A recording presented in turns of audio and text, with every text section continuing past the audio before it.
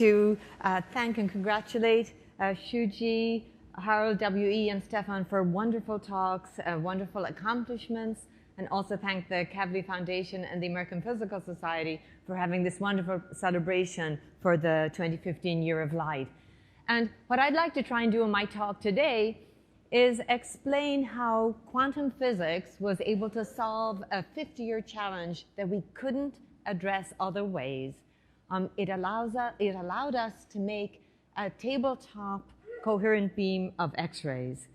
And of course, most of us, see and understand the world through light. And arguably, our modern understanding of physics started with understanding the true nature of light through Maxwell's equations and understanding electromagnetism. Fortunately, Maxwell was not right about everything. I found this quote, because of course this was still in a classical world, where he said, in a few years, all great physical constants will have been approximately estimated, and the only occupation which will be left to men of science will be to carry their measurements to another place of decimals. And thank goodness, as we've heard in the session today, of course, this is not true. And part of our taking us from a classical world to a quantum world did involve light, because of course, to explain the photoelectric effect or atomic emission lines, you had to quantize light and the energy levels in atoms. And what's beautiful now in our area of science, that we're taking that understanding to full circle, because now as we understand light science better and what we can really do with the quantum world, we now understand that laser-driven quantum systems can allow us to master the full spectrum of light into the X-ray region, and to a precision and a control and a coherence that none of us in the field really understood would be possible. And so what I'll try to explain in my talk today, what can we do by using laser light to manipulate quantum systems? And in particular, in our area, what we want to manipulate is the wave function of an electron as it's radiating. And because we can do that now with laser light in the visible that we know how to control well, we can actually shine a different color laser into a gas, and the X-ray emission that comes out can change radically from a supercontinuum that now spans 12 octaves. Or if we shine a different color laser, we can actually generate a very pure X-ray color. All of the beams come out as directed and laser light beams, and it turns out that nature wants to help us make very short bursts of light. In fact, the bursts of light we can make now are in the few attosecond regime, which are really faster than any charge or spin dynamics in any molecular material. So we already have the ultimate strobe lights to look at any dynamics. And as we've gotten better and understood what we can do even more, we've realized we can actually control the polarization state. And all of this is actually quite important, because in the X-ray region of the spectrum, we don't have very good optics. We don't have beautiful lenses like we heard earlier. And so the idea that now we can use visible light to control an X-ray waveform, get our spectrum and our control the time, the spectrum, and the polarization state is actually very, very useful, and we need it because we don't have great X-ray optics. So of course, the visible laser has transformed our lives in many ways: science, technology, society. The laser started out being called a solution in search of a problem. And of course, now we know the laser used to power the internet, for surgery, for sensing, ranging, science, entertainment, many applications. And of course, the reason laser light is so useful is that because all of the waves are in step or in phase, we can focus that light to the transform limit either in space or time. So it's wonderfully controllable. But one thing that's quite remarkable, because we've heard all this wonderful progress in light science, it's actually quite remarkable. So the laser has now been around for 55 years. And in 55 years, the wavelength of lasers that are in widespread use have only moved from the red region of the spectrum at 694 nanometers, which was the ruby laser, to the excimer laser at 193 nanometers. And this is less than a factor of 4 in wavelength. So it's remarkable how little we've progressed. Now, there are shorter wavelength lasers around, but they're not so practical, and so they really have not found widespread uses as yet. Now, of course, there are X-ray devices in widespread use in your doctor's and dentist's office and in airport for security, X-ray machines, but many of those are based on the same X-ray tube technology that Rongkhun developed, over a century ago. And of course, they're extremely useful for many applications in science and medicine and technology. But if you look at the X-rays that you might get in your doctor or dentist's office, the resolution or crispness of those images are really not a whole lot better than that original image that we have of Rongkhun's wife. And of course, the reason is essentially you're taking an image with an X-ray light bulb. So why not make an X-ray laser? Well, we heard from Stefan's talk about stimulated emission. Well, the reason is that if you want to make an X-ray laser, you need to put an atom in a highly excited state. It decays so quickly that the spontaneous emission rate swamps the stimulated rate. And so the power you need to make a population inversion is just prohibitive. It scales as the wavelength to the inverse fifth power. And what that means is that we can hold, laser pointers in our hand because they can be powered off a battery. But if you want to make a laser that operates at a wavelength of 1 nanometer, it takes a terawatt of power, and that's on order of the electrical generating capacity of the United States. So we won't make a continuously operating X-ray laser. It just can't be done. And if you want to go to 1 angstrom, you need a petawatt. And it's for that reason, for those of you distinguished enough to remember, that in the 1980s, when President Reagan started the Star Wars initiative, one proposal was to power an X-ray laser by detonating a nuclear weapon in space. So that's how much power it would take. And it's also for that reason that the first coherent X-ray beam was demonstrated at SLAC in 2009, and that was based on electron acceleration technology, an X-ray free electron laser that really is being used to do marvelous science. But as you can see from the scale of the electron accelerator, this is a 2-kilometer long accelerator, and there's the freeway interchange at Stanford. There is great motivation to see if we can have some of the capability of that technology on a tabletop. As Steve Chu said when he was Secretary of Energy, they're wonderful machines, but they're certainly not free. These cost an order of $1 billion. So you have to use another approach, and the approach we use is to try to push nonlinear optics to an extreme. The first time somebody took a laser and changed its color was only 1 year after the laser was developed. Peter Franken took a ruby laser, focuses into a quartz crystal, and of course the field at the focus of a laser can be very high, enough to push electrons beyond their comfort zone, beyond the linear part of the potential.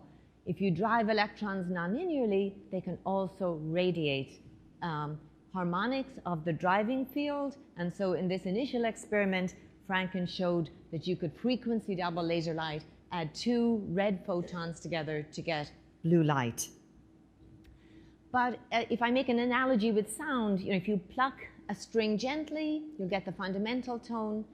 If you pluck more strongly, you can get harmonics of sound, and similarly with light. But for about 30 years, there was just no way to get very high harmonics. We could make the third, the fifth, the seventh, maybe the ninth, but it was a rapidly diminishing return, and so it really did not look like a viable way to make short wavelength light.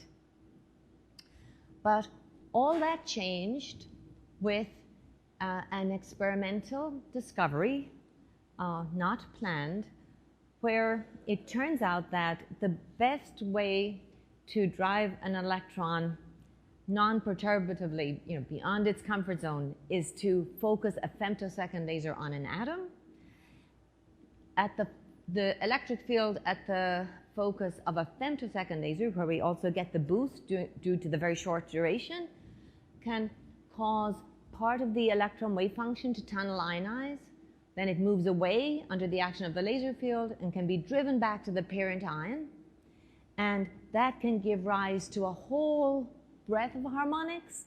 In this initial experiment in Charlie Rhodes's lab in '87, they saw up to the 17th harmonic. But now we can generate more than 5,000 harmonics. And it has an amazing scaling law. So instead of the scaling as the wavelength to the inverse fifth power, now the scaling is just based on that oscillation energy of the electron in a laser field, and that scales proportional to the laser intensity and the wavelength squared. So it is very easy for us to give the electron a lot of energy, and that energy gets converted then into an X-ray. And there's a beautiful analogy with the Röntgen X-ray tube. We know how that works. Boil electrons off a filament, accelerate them in an electric field, and then they emit Bremsstrahlung when they hit a target. And so we're making a quantum nanoscale antenna, and our friend Carlos Hernandez Garcia made this lovely quantum movie of tunnel ionization, where the motion of the electron wave packet in the continuum acquires a quantum phase. You get beautiful quantum interferences due to the interference of the part of the wave function in the continuum and the part not yet ionized. And it is those spatially modulated wave function that gives us the very high frequencies in the radiated field, because the time-dependent dipole moment is changing so rapidly. It gives us very high frequency in when we do a Fourier transform of the acceleration. So everything I've told you, we knew 20 years ago due to beautiful work by Ken Kuhlander, Maciek Lowenstein, Paul Corkum, many people who figured out how these individual atoms were responding to a strong femtosecond laser field. But if we look at the emission from just one atom, then it's a dipole transition that the electron undergoes from a continuum state back to the ground state. And we all know what dipole emission looks like.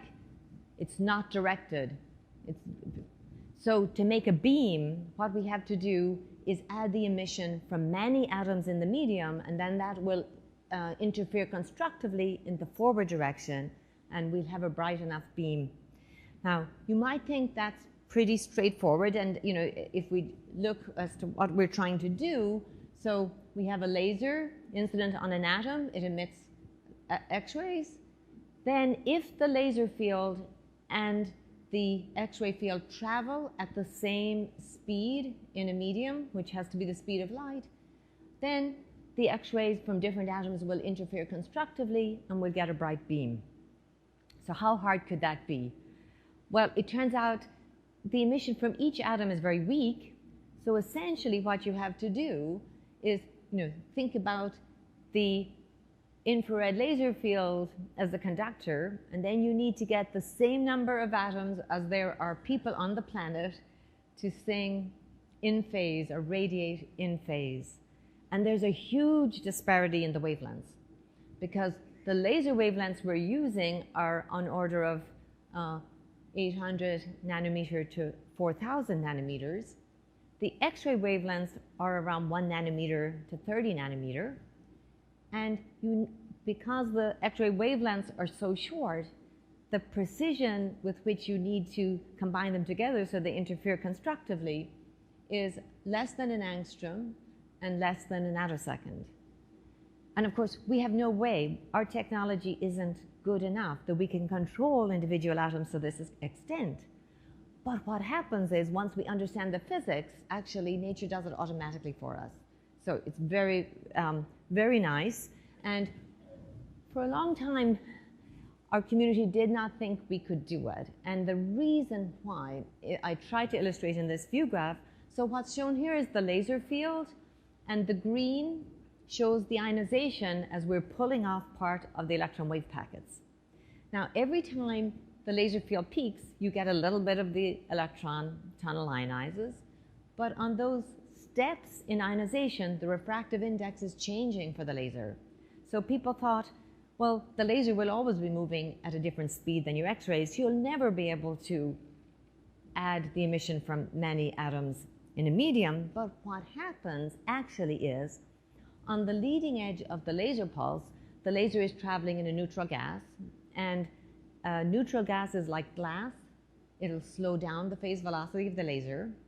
As you ionize the medium, you make a plasma. It turns out the phase velocity of light in a plasma is greater than the speed of light. That's fine, because the group velocity is less than the speed of light, so there's nothing wrong with that. And it turns out there's a finite interval during which part of the laser pulse is traveling at the speed of light in vacuum. And during that time interval, the X-rays will automatically synchronize. And so it's very beautiful because we get a shorter X-ray pulse out than the light pulse we're using to drive it. So every atom in the medium, during that half cycle, the electron tunnel ionizes and gets the exact same quantum phase as it's traveling in the continuum. And that quantum phase is written onto the X-ray phase. And and so we can plot a seemingly, a recipe for how you make these tabletop coherent X-rays. So what you do is you change the color of your laser from ultraviolet to the near infrared to the mid-infrared region of the spectrum. And then the X-rays you make will be bright in the vacuum ultraviolet if you use UV lasers, in the extreme ultraviolet if you use Ti-sapphire lasers, and in the soft X-ray region if you use mid-infrared lasers. And so the lines here show the theory, and the dots are where we've confirmed this understanding experimentally. And the key was to realize that this is the Rigel energy of the electron in the laser field is proportional to the intensity multiplied by the wavelength squared. That's just Newton's second law. So if you use a long wavelength laser, you don't need very high intensity. You restrict ionization in the medium, and that is what allows phase matching and bright X-rays to be generated by mid-infrared lasers. So this is a picture of the device. It's, on order of the size. The converter is on order of the size of the laser pointer. But of course, what I'm not showing you here is the femtosecond laser, which of course is a bigger device, would fit on this tabletop. But nevertheless, it is neat that we can shine different color lasers into a very high pressure gas-filled waveguide, and then we get out different color X-rays that have a beautiful beam as good as any laser beam, and really indistinguishable in terms of their coherent properties, and actually in terms of their quantum coherence, actually better than most lasers. So, what I show here is the spectrum corresponding to those beams I showed, and in particular for that, the purple spectrum shown that really goes all the way from the ultraviolet to the KeV region of the spectrum. That we can make if we use 4-micron infrared lasers. We didn't have such a laser ourselves that had a 10 millijoule femtosecond pulse, but Andrus Baltuska in Vienna had one of these lasers. So our students, Tenio Popminchev and Mingqiang Chen, packed up their apparatus and spent 2 months in Vienna. And we're able to show that sure enough, if you use a 4-micron laser, you can make coherent X-rays that span the entire soft X-ray region of the spectrum. And the point I would make here is that this is the only way to make a laser-like X-ray beam on a tabletop. It's by far the highest order nonlinear process that to date, with 5,000 orders. That spectrum spans 12 octaves. I don't have time to explain, but I told you a little bit in the phase matching the fact that the X-ray bursts are always shorter than the laser pulses we use to generate them. And that spectrum spans many elemental absorption edges, and so we're taking advantage of that to look at catalytic and materials dynamics. Another thing we did not think was going to be possible was generating circularly polarized X-rays. What you see on the left is the movie I showed, but in the center, this is a full quantum simulation of an atom ionizing when it's driven by circularly polarized light. So the atom does ionize, but then because the electric field is circularly polarized, the electron never returns. But in collaboration with Rongkhun's group at Technion and taking advantage of some theory predictions 20 years ago, we were able to use 2 color circularly polarized fields. And if you do that, you do get ionization, and the wave function actually does rescatter off the core, allowing recombination. In this case, it's a little bit more intuitive to look at the classical field, and that's shown on this next view graph here. So if we shine left and right circularly polarized lasers into our waveguide, and each counter-rotating, then the combined field is shown in purple, and you can see now there's a chance for the electron to return to the ion, but you have to conserve both energy and angular momentum. The only photons you're putting in have angular momentum of 1, and you're adding many visible circularly polarized photons, but you only get 1 X-ray photon out from each atom, and that has to have an angular momentum of plus or minus 1. And so then we get a very curious spectrum of harmonics, where every third harmonic is left circularly polarized, every adjacent harmonic is right circularly polarized, and then there's a missing order because it doesn't conserve angular momentum. And so that was that picture I showed in my introduction slide. It's a representation of the physics. So the purple is the light field. The green are the electrons that come out 3 times a cycle because the field peaks 3 times a cycle, and we all know electrons are green. And the blue are the X-rays that are emitted by some of the electrons that are driven back to the ion. Each burst of X-rays are linearly polarized, but they are perfectly phased so that the combination is circular. So it's actually quite beautiful, quantum physics, and we can actually do practical things like do X-ray circular dichroism. This is a static measurement of circular dichroism, but of course we can also do this in a dynamic way. And remember, these X-ray bursts are a few femtoseconds long, and so we are looking forward to looking or separating the spin and orbital dynamics in materials. And of course, so whether you're using a large-scale X-ray source or one of the tabletop X-ray sources, the wonderful thing about X-rays that are complementary to the other beautiful light sources we heard about is that with X-rays, we have short wavelengths. With fast X-rays, we can access dynamics in the nano world. We have characteristic elemental absorption edges that lets us know what we're looking at. And there's inherent elemental, chemical, and spin contrast in imaging. We can penetrate thick samples, and the higher up in photon energy you go, the thicker the sample one can image. And we have bursts of light fast enough to capture any dynamics. And this is just a taste of the type of problems we can address using this unique light source. We can, for example, take advantage of the fact that we can cover many elemental absorption edges to look at spin dynamics in alloys and multilayers to try to understand the different spin transport and spin scattering mechanisms. Or we can take advantage of the fact that we have very short wavelengths to understand how energy flows in nanosystems. And actually, in many cases, we have many surprising new insights just because we can actually see the structure as it heats and cools.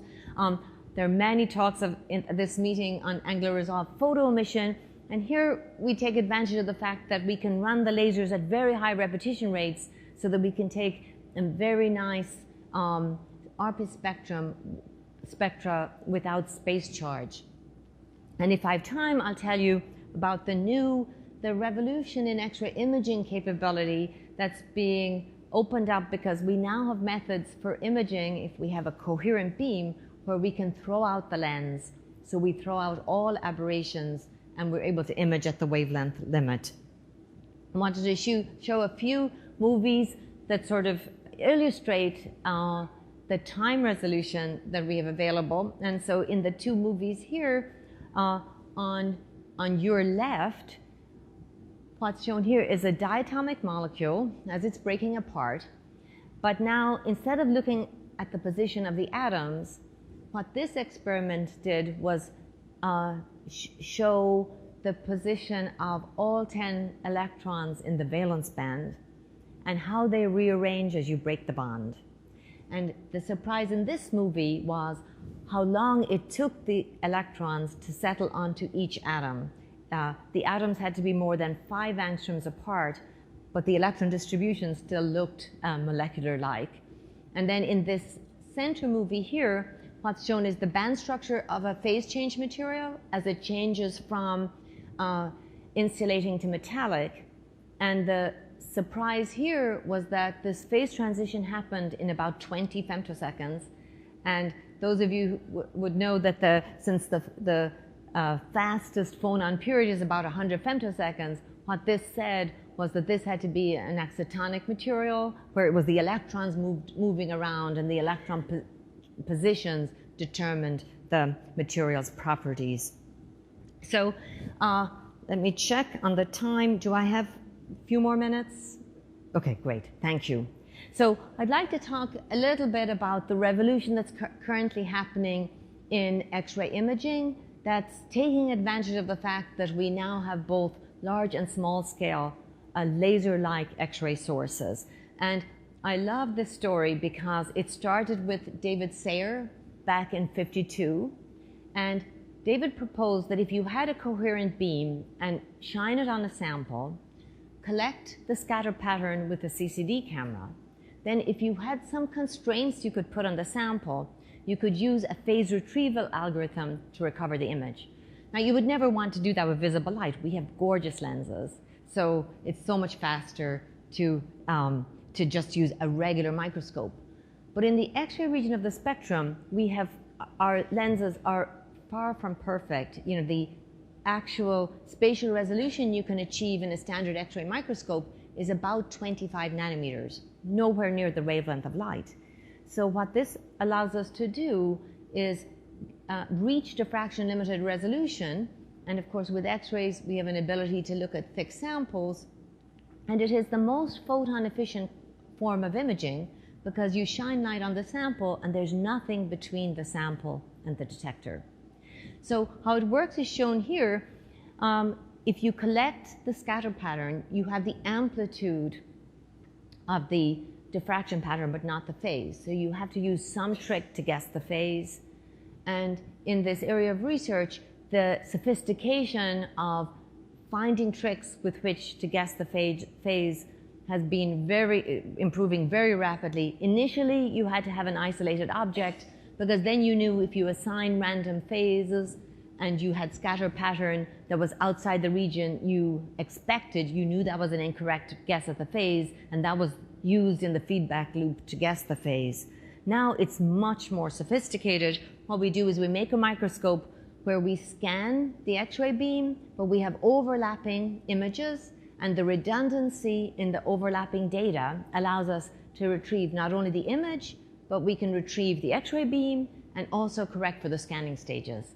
It's called tychography, developed by Rodenberg's group in the UK, and it's immensely powerful. And what it's allowing us to do now is make images that are at the wavelength limit laterally.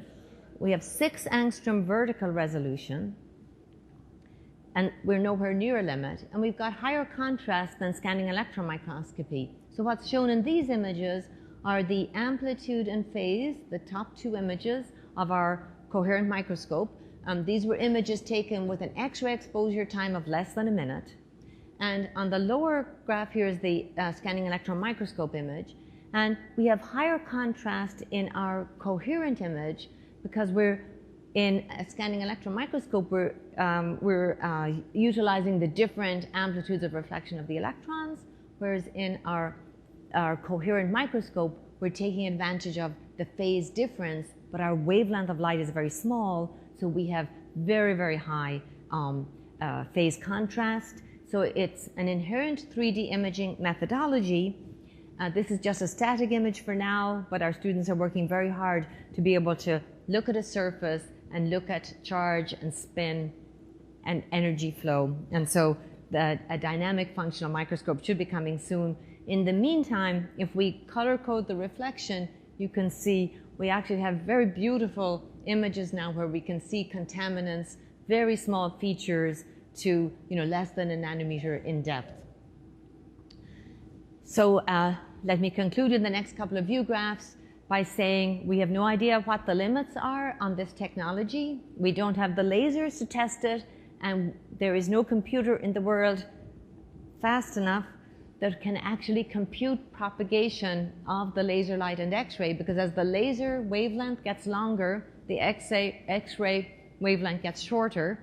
And if you add in propagation, and you've got to do this for thousands of atoms, and also try to calculate 3D quantum diffusion, there's just no code that can do it. And so we have to slowly go step by step to see how far we can push this technology. And we were already surprised to find that there was another route to get to soft X-rays by using intense ultraviolet lasers, but that's subject of another talk.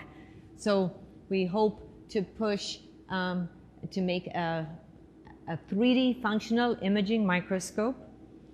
And I'd like to acknowledge Henry Kapteyn, my husband and collaborator for many years, Tenio Popmanchev, who led the X-ray work, Dan Adams, who led the imaging work, the Becker group and Plaha group, who helped on theory, Andreas Baltuska, who helped with our with the laser source, and Oren Cohn's group at Technion, with which we made the circling polarized light. And with that, I'd like to thank you very much for your attention, and look forward to some stimulating discussions in the reception now.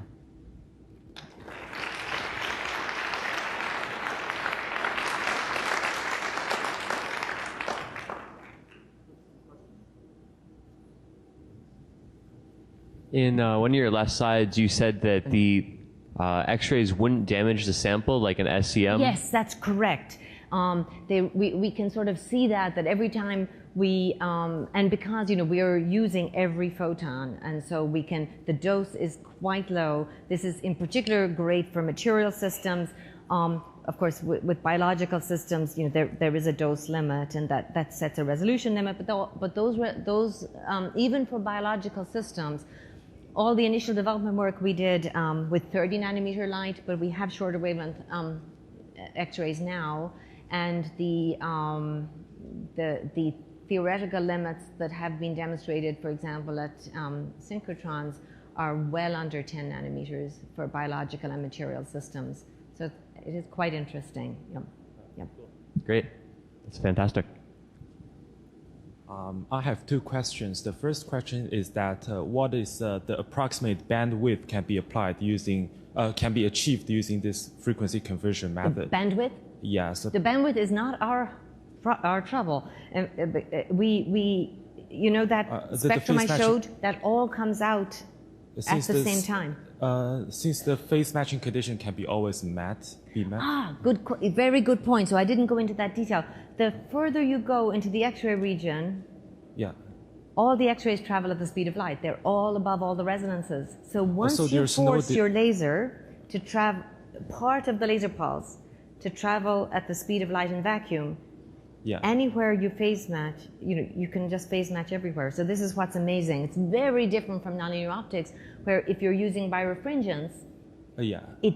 you have this Since there's phase matching dispersion. bandwidth so here we don't have those constraints in the X-ray region. So for a long time, until we understood this, we would bemoan the fact that we have no crystals in the X-ray region. Right. But now it turns out that it's good because there's no dispersion.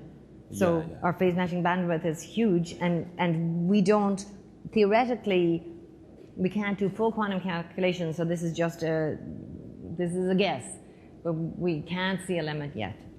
So it could be that it could be 10 keV, it could be 50 keV, we don't know. Well, the second question is that what is the advantage of this method compared to the synchrotron radiation? The X-ray? Very good, very good. Well, we have, so of course, as scientists, we all know we need many different tools to understand science.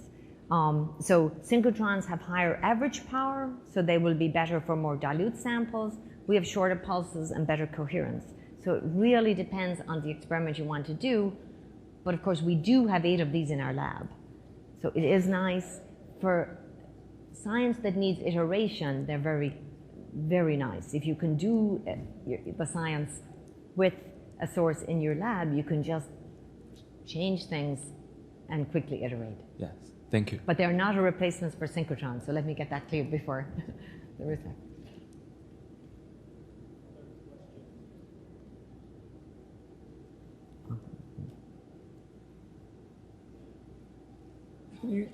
Can you tell me what limits the resolution in the tychography experiment? Because, in theory, it could be down to the wavelength of the X-rays. Yeah, the flux. So we don't have a very big camera. Our NA is 0.4. So we have the sample about 3 centimeters from the camera. But essentially, it is on this sample, it's probably just the sample features, because we can't scatter to high NA if we don't have something in the sample that will. So here we're, to do this tychography, which is this overlapping image scanning, to do that in reflection mode, which is what this is, we had to develop a lot of algorithms to correct for aberrations that you introduce when you put a sample at an angle. So here we were not really trying to push the resolution. We just put in a sample, and this work isn't even published, so it's actually quite new. So now we'll try and get more serious about seeing if we can go to λ/2, get our Abbe limit, and see how far we can push that. Thank you.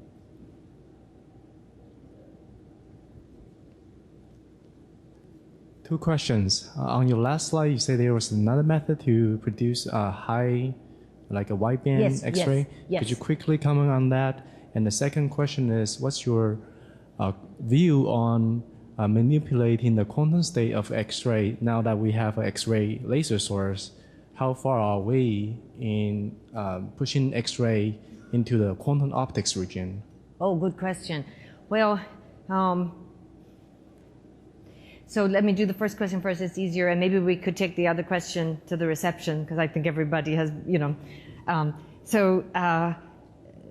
yes, so the other way, it was, again, something that we were just checking the limits of our understanding, and we noticed that as we turned up the ultraviolet laser power, we suddenly started to get bright X-rays in the soft X-ray region again, but this time, instead of the supercontinuum that corresponds to one electron recollision and a single burst, we get these very narrow peaks, which we were very happy about, because for some applications you actually prefer that spectrum.